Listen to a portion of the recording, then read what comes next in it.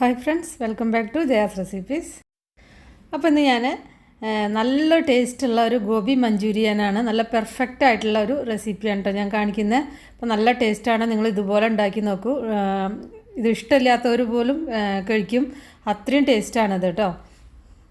അപ്പോൾ നമ്മൾ പുറത്തുനിന്നൊക്കെ കഴിക്കുന്നതിനേക്കാളൊക്കെ എത്രയോ ടേസ്റ്റാണ് നമ്മൾ വീട്ടിൽ തന്നെ ഉണ്ടാക്കിയെടുക്കുക നമുക്ക്. അപ്പോൾ തുടങ്ങുന്നതിൻ്റെ മുന്നേ നിങ്ങൾ ആദ്യമായിട്ടാണ് എൻ്റെ ചാനൽ കാണുന്നതെങ്കിൽ പ്ലീസ് ഒന്ന് സബ്സ്ക്രൈബ് ചെയ്യുക. അപ്പോൾ ഇനി നമുക്ക് നോക്കാം എങ്ങനെയാണ് ഉണ്ടാക്കുന്നതെന്ന്. അപ്പോൾ അതിന് വേണ്ടിയിട്ട് ഞാനൊരു ഫാം ഫ്രഷ് കോളിഫ്ലവറാണ് എടുത്തിരിക്കുന്നത്. നല്ല ഫ്രഷാണിത്. ഇപ്പോൾ ഇത് എൻ്റെ കയ്യിൽ കിട്ടിയിട്ട് 2 ദിവസമായിട്ടോ അത് കാരണം ഇലയൊക്കെ കുറച്ച് വാടാൻ തുടങ്ങിയിരിക്കുന്നു. അപ്പോൾ ഇത് ഒരു 1/2 കിലോ കോളിഫ്ലവറാണിത്. അപ്പോൾ ഇത് നന്നായിട്ട് കഴുകിയെടുക്കുക. അപ്പോൾ ഇതിപ്പോൾ ഇവിടെ സീസൺ ആവുക കാരണം ഇവിടെ ഇതിൽ അഴുക്കോ അല്ലെങ്കിൽ വേറെ പ്രശ്നങ്ങളൊന്നുമില്ല, കീടങ്ങളൊന്നും ഉണ്ടായിരിക്കില്ല. വൃത്തിയാക്കാൻ വളരെ എളുപ്പമാണ്. ഇനി സാധാരണ നമ്മളെല്ലാവരും ചെയ്യുന്ന പോലെ ഞാനിത് ബ്ലാഞ്ച് ചെയ്യുന്നില്ല, അതായത് തിളച്ച വെള്ളത്തിലിട്ടിട്ട് വേവിക്കുന്നൊന്നുമില്ല. അതിൻ്റെ യാതൊരു ആവശ്യമില്ല. കോളിഫ്ലവർ പെട്ടെന്ന് വേവുന്നതാണ്. നമ്മൾ മീഡിയം ഫ്ലെയിമിൽ വെച്ചിട്ട് വറുക്കുമ്പോൾ ഒരു 5-6 മിനിറ്റ് വേവിച്ചാൽ മതിയാവും, വറുത്തെടുത്താൽ മതിയാവും. അപ്പോഴേക്കും അത് വെന്ത് കിട്ടും. അപ്പോൾ ഇതുപോലെ ചെറിയ ഫ്ലോററ്റ്സ് ആയിട്ട് എടുക്കുക. വലുതാണെങ്കിൽ 2-3 പീസായിട്ട് മുറിച്ചെടുക്കുക കേട്ടോ. അങ്ങനെയാകുമ്പോൾ വറുത്തെടുക്കാനൊക്കെ എളുപ്പമാണ്. ഇപ്പോൾ ഇത് നന്നായിട്ട് കഴുകി വൃത്തിയാക്കി വെച്ചതാണ്. അതിലേക്ക് ഞാൻ കാശ്മീരി ചില്ലി പൗഡറാണ് ചേർക്കുന്നത്. നല്ലൊരു കളറ് കിട്ടും കാശ്മീരി ചില്ലി പൗഡർ ചേർത്താൽ. ഒരു വലിയ സ്പൂൺ അല്ലെങ്കിൽ കൂടുതൽ വേണമെങ്കിൽ അങ്ങനെയും ചേർക്കാം. ആവശ്യത്തിനുള്ള ഉപ്പ് ചേർക്കുക. ഇതിലേക്ക് ഒരു 6 ടേബിൾ സ്പൂൺ കോൺഫ്ലോർ ചേർക്കുക. ഇപ്പം ഞാനും പാത്രം ഒന്ന് മാറ്റിയിട്ടോ, അതിന് ഹോൾസ് ഉള്ള കാരണം പൊടി വീഴണ്ട വിചാരിച്ചിട്ട് പാത്രം ഒന്ന് മാറ്റിയെടുത്തതാണ്. ഇനി ഇതിലേക്ക് ഒരു 2-3 ടേബിൾ സ്പൂൺ മൈദ ചേർക്കുക. അപ്പോൾ ഇതിലെപ്പോഴും കോൺഫ്ലോറിൻ്റെ അളവ് കൂട്ടിയിട്ടും മൈദ വളരെ കുറച്ചാണ് കേട്ടോ നമ്മൾ എടുക്കുള്ളൂ. പകുതി മൈദയും കോൺഫ്ലോർ കൂടുതലാണ് എടുക്കുക. അപ്പോൾ അത് ശ്രദ്ധിക്കണം. എന്നാലാണ് നല്ല ടേസ്റ്റിലായിട്ട് നല്ല ക്രിസ്പി ആയിട്ടുള്ള പക്കോട നമുക്ക് ഉണ്ടാക്കിയെടുക്കാൻ പറ്റുള്ളൂ, കോളിഫ്ലവർ ഫ്രൈ ചെയ്തെടുക്കാൻ പറ്റുള്ളൂ. അപ്പോൾ ഈ ഒരു മെത്തേഡ് ഞാൻ വളരെ ഈസി ആയതാട്ടോ നിങ്ങൾക്ക് കാണിക്കുന്നത്. കുറേ അങ്ങോട്ട് കഷ്ടപ്പെടേണ്ട ആവശ്യമൊന്നുമില്ല. പക്ഷേ നമുക്ക് ഏറ്റവും സൂപ്പർ ടേസ്റ്റിൽ തന്നെ നമുക്കിത് ഉണ്ടാക്കിയെടുക്കാൻ പറ്റും. അപ്പോൾ ഇതെല്ലാം കൂടി നന്നായിട്ട് മിക്സ് ചെയ്യുക. കുറച്ച് വെള്ളം തളിച്ചിട്ട് മിക്സ് ചെയ്യുക കേട്ടോ. കുറച്ച് വെള്ളം തളിക്കണം. ഇപ്പോൾ നന്നായിട്ട് മാരിനേറ്റ് ചെയ്തിട്ടുണ്ട്. ഇപ്പോൾ നിങ്ങൾക്കിത് ഇങ്ങനെ മാരിനേറ്റ് ചെയ്യാൻ ബുദ്ധിമുട്ടാണെങ്കിൽ കോൺഫ്ലോറും മൈദയും മുളക് പൊടിയും ഉപ്പും കൂടിയിട്ട് കുറച്ച് വെള്ളം ചേർത്തിട്ട് മിക്സ് ചെയ്തിട്ട് അതിലേക്ക് ഈ കോളിഫ്ലവർ ചേർത്തിട്ട് മാരിനേറ്റ് ചെയ്താലും മതി. അങ്ങനെയാകുമ്പോൾ കുറച്ചും കൂടി ഈസിയാണ് കേട്ടോ. നമ്മൾ കാശ്മീരി ചില്ലി പൗഡർ ചേർക്കുക കാരണം നല്ലൊരു കളറാണ്. അതുപോലെ തന്നെ ഈ കറി ഉണ്ടാക്കി കഴിഞ്ഞാലും ഇത് നല്ല കളറായിരിക്കും. അപ്പോൾ നമ്മൾ കളറൊന്നും ചേർക്കാതെ തന്നെ നല്ല കളർഫുള്ളായിട്ടുള്ള ഒരു കറി ഉണ്ടാക്കാൻ പറ്റും. അപ്പോൾ നമുക്കിതൊന്ന് ഡീപ്പ് ഫ്രൈ ചെയ്തെടുക്കണം. അതിന് വേണ്ടിയിട്ട് എണ്ണ കുറച്ചധികം ചൂടാക്കുക.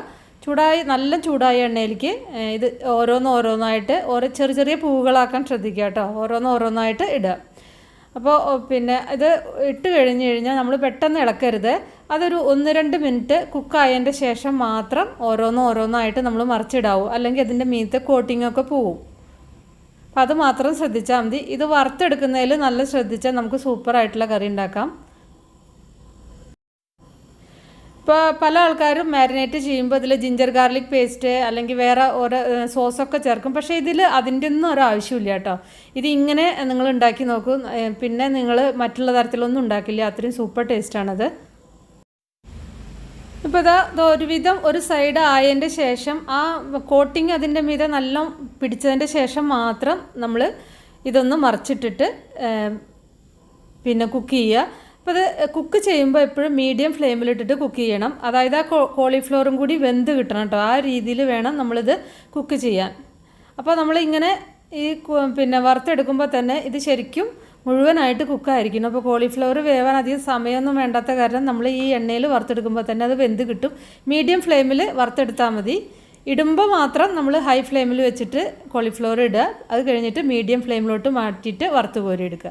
അപ്പോൾ ഒരു 6-7 മിനിറ്റ് മതിയാവും ഇത് മീഡിയം ഫ്ലെയിമിൽ. അപ്പോൾ അത് നന്നായിട്ട് കുക്കായിക്കോളൂ കേട്ടോ. ഞാൻ കുക്ക് ആയത് ഞാൻ കാണിച്ചു തരാം. ഇപ്പോൾ ഞാൻ നിങ്ങൾക്ക് കാണിച്ചു തരാം. ഇത് എത്രമാത്രം ഉണ്ടല്ലേ. ഇത് ശരിക്കും മുഴുവനായിട്ട് കുക്കായിരിക്കണു, കണ്ടില്ലേ. അപ്പോൾ ഒരു 6-7 മിനിറ്റ് മീഡിയം ഫ്ലെയിമിൽ വെക്കുമ്പോൾ അത് കുക്കായിക്കോളും. ഇപ്പോൾ എല്ലാം ഇതുപോലെ വറുത്ത് കോരുക. കണ്ടില്ല, ആ കോട്ടിങ്ങൊക്കെ ശരിക്കും പിടിച്ചിട്ടുണ്ട്. എത്ര കളർഫുള്ളാണ് നമ്മൾ ആ കാശ്മീരി ചില്ലി പൗഡർ ഇട്ട കാരണം നോക്കൂ. അപ്പോൾ ഇതുപോലെ ചായക്കൊക്കെ ഒപ്പം അങ്ങനെ കടിയായിട്ട് കഴിക്കാനൊക്കെ നല്ല ടേസ്റ്റാണ് കേട്ടോ. അപ്പോൾ ഞാനിതൊന്ന് കുറച്ച് എണ്ണ മാറ്റിയിട്ടോ, എന്നിട്ട് അതിലൊരു 2-3 ടേബിൾ സ്പൂൺ എണ്ണ ഒഴിക്കുക. എന്നിട്ട് ഞാനൊരു ചെറിയൊരു ക്യാപ്സിക്കും പിന്നെ ഒരു ചെറിയൊരു സവാളയും ഇതുപോലെ ക്യൂബാക്കിയിട്ട് ഇതിലൊന്ന് ഇട്ടിട്ട് 1 മിനിറ്റ് ഒന്ന് ഹൈ ഫ്ലെയിമിൽ വെച്ചിട്ട് ഒന്ന് വറുത്ത് കോരി എടുക്കുകയാണ്. അപ്പോൾ അത് നല്ലൊരു ടേസ്റ്റാണ്. അപ്പോൾ നിങ്ങളുടെ കയ്യിൽ ഷിംല മിർച്ചി ഇല്ല, അതായത് ക്യാപ്സിക്കം ഇല്ലെങ്കിൽ നിങ്ങൾക്ക് അത് ഒഴിവാക്കാം, സവാള മാത്രം ചേർത്താലും മതി. പക്ഷേ നല്ലൊരു ഫ്ലേവറും ടേസ്റ്റും നമ്മൾ ഹോട്ടലിൽ നിന്നൊക്കെ കിട്ടുമ്പോൾ ഇതും കൂടിയും അവർ ചേർക്കും അതിൻ്റെ കൂടെ.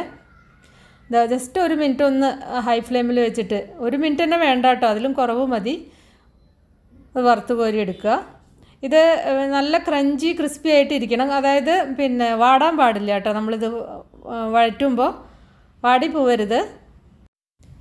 ഇനി ബാക്കിയുള്ള എണ്ണയിലേക്ക് ഒരു 4-5 വെളുത്തുള്ളി ചേർക്കുക, ചെറുതായിട്ട് അരിഞ്ഞത്. പിന്നെ ഒരു 1 ഇഞ്ച് കഷ്ണം ഇഞ്ചി നല്ല കൊത്തി അരിഞ്ഞത്, ഇഞ്ചിയും കൂടി ചേർക്കുക. അതും കൂടി ചേർത്തിട്ട് ഇത് കളറ് മാറാതെ നമ്മളിതൊന്ന് വഴറ്റണം. ഹൈ ഫ്ലെയിമിലിട്ടിട്ട് തന്നെ വഴറ്റുക. ഇതിലേക്ക് ഒരു 3-4 പച്ചമുളകും കൂടി ഒന്ന് ചേർക്കുന്നുണ്ട്. എന്നിട്ട് ഇതൊക്കെ ഹൈ ഫ്ലെയിമിൽ വെച്ചിട്ട് ചെയ്താൽ മതി കേട്ടോ.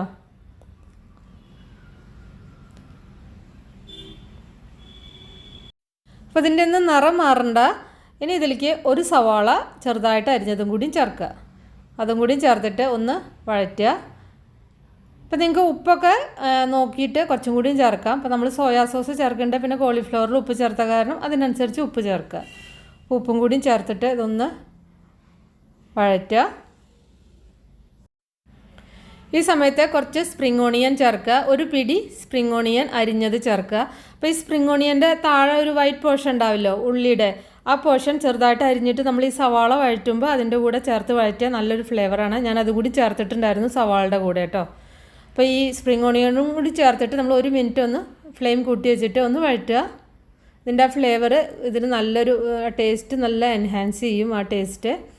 പിന്നെ ഒരു 2 ടേബിൾ സ്പൂൺ, 2 മുതൽ 2.5 ടേബിൾ സ്പൂൺ വരെ നമുക്ക് റെഡ് ചില്ലി സോസാണ് ഇതിന് എപ്പോഴും ടേസ്റ്റ് കൂട്ടുക കേട്ടോ. അതും കൂടി ചേർക്കുക.